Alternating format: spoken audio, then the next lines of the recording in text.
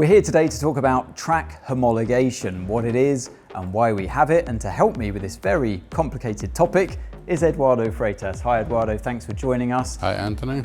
So first of all, Eduardo, if you built a new circuit, a lovely shiny racetrack ready for action, what are the hurdles you have to go through to get involved in an FIA World Championship? There is a procedure.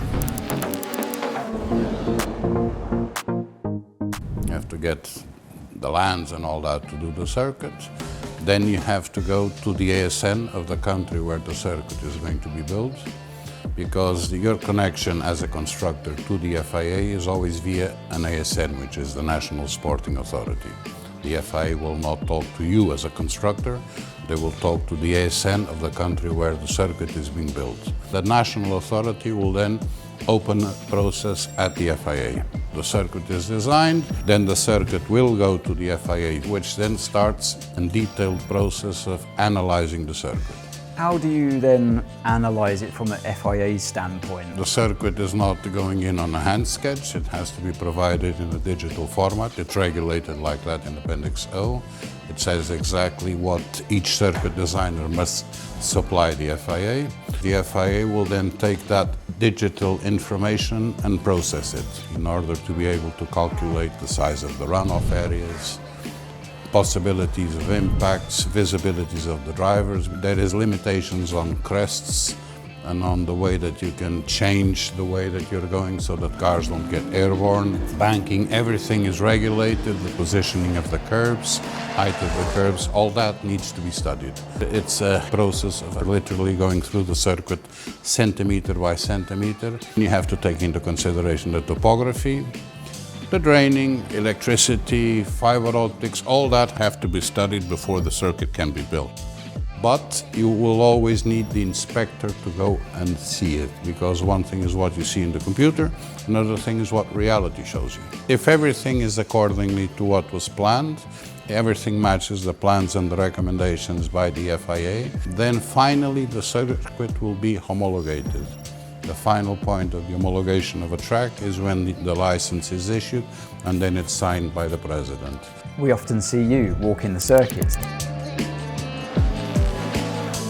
A race director will do it for the matter of memorizing better where the openings are, which openings can be used. But the role of the inspector during the process of the homologation is a little bit different, is making sure that first what's on the plan is being followed. Circuits are graduated into grades. The lowest grade is 6R, which is for rallycross. The highest grade is grade 1. How do we get the grades? The grades is a relationship between performance of the car and the weight of the car. It's how fast can you displace a certain amount of mass. So the faster you do it, the higher the grade the circuit is. So a Formula 1 circuit will require a number of runoffs and facilities due to their weight-power relation, which if you're running in grade 3, which is normally for lower class, you don't need. And valid for how long? It's a lifespan of 3 years. In terms of track modifications, even down to changing of curbs or a resurfacing, if you're saying it's a speed relationship to weight, does that change? Any change you want to do to an FIA homologated circuit must be approved by the FIA. On some tracks, Mexico is a great example where you have one circuit that can have a multitude of layouts. And interestingly, with that particular track, it comes in therefore to different grades within one circuit if you run different. It's not uncommon. You can have a main layout which is a grade 1, and then you can have several intermediate layouts which the grade can go down. So it's possible to have a track which has a multiple homologation. Within the 4 grades of circuits, which are the most common, within those then we have nuances or specialities. We have a grade 1 like Monza, for example, but we also have a grade 1 which is a city circuit like Monaco. We have grade 2s which are city circuits like Macau and others. Well, Benoit, thanks for joining us to talk about specifically street circuits when it comes to the homologation process. So where do they fit in? The main difference is that the circuit doesn't exist up until a few days before the race. How long typically are you looking at then for a build of a street circuit before the race can take place? Usually it's built within 15 days. The track inspector will do his final inspection the day before the first running. The main challenge about non-permanent track homologation, such as this one in Monaco, is of course to follow what's happening during the build-up phase of the track. As you can see, the traffic is still running, and so we have to take that into account. While they build the track, we are going to be there and check all the parts that are built one by one. All these elements are used every year, built every year, removed, stored, and they have to be at the same place year by year. So if we take, for example, this curbing, we are on the street, so on a normal street. So we have to make sure that they will be able to withstand all the stress that comes from the racing car.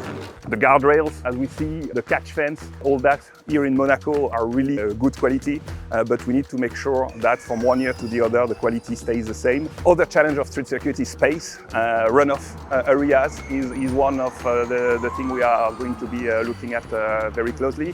We have some energy absorption barriers that might be quite different from permanent track, and making sure that the configuration is the right one. So talking of Formula E, how does it differ, and why is there a difference there in terms of grading? We have another specific grade for Formula E, because there are some specificities to these cars that will follow the performances of the car, which are evolving every year. Semi-permanent street tracks or circuits in general, places like, off the top of my head, Singapore or Miami, for example.